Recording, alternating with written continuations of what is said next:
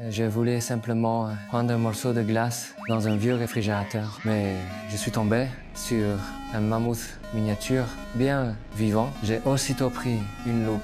Mon Dieu, il avait une fourrure épaisse et portait même une lance primitive. Nous n'en croyons pas nos yeux et j'ai tout de suite compris que quelque chose n'allait pas. Je me suis précipité vers le frigo et j'ai arraché la glace à main nue. À travers l'ouverture, nous avons regardé à l'intérieur. Il y avait là un monde entier. Un château miniature était en pleine construction. À côté, les petits pois surgelés étaient devenus d'immenses collines vertes. Des minuscules habitants s'activaient sur le marché. Rien de tout cela n'avait le moindre sens.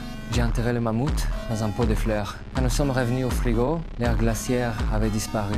De la fumée sortait des cheminées. Et en quelques secondes, une ville moderne s'est dressée devant nous. J'ai vu deux ouvriers miniatures assis par terre en pause. Ils levaient la tête et nous regardaient aussi. La civilisation accélérait à une vitesse folle. Soudain, un éclair blanc aveuglant a jailli. Une bombe nucléaire miniature a explosé dans le réfrigérateur. L'onde de choc m'a projeté au sol. Mon visage a été brûlé. Ma petite amie a refermé la porte du frigo. Le soir venu, j'ai pris mon courage à deux mains et je l'ai ouvert. Il n'y avait pas de désert post-apocalyptique. À la place, un futur totalement incompréhensible. Des bâtiments se tordaient et flottaient dans les airs. La technologie avait dépassé toutes les limites humaines. Puis, soudain, toutes les structures ont commencé à se désintégrer. La civilisation s'est transformée en une énergie bleue pure, s'est concentrée en un point, puis a explosé. L'onde de choc a traversé nos corps. À cet instant, nous avons éclaté de rire, submergés par le choc.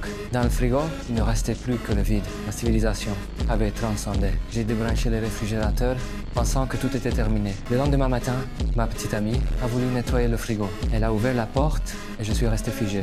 Dans la brume blanche, un nouveau monde venait de naître. Un marais primitif était de nouveau apparu. Quelques hommes-singes miniatures étaient en train de manger. Soudain, un tyrannosaure surgit et engloutit l'un d'eux en une seule bouchée. À ce moment-là, j'ai compris une chose, la civilisation n'est qu'un éternel cycle.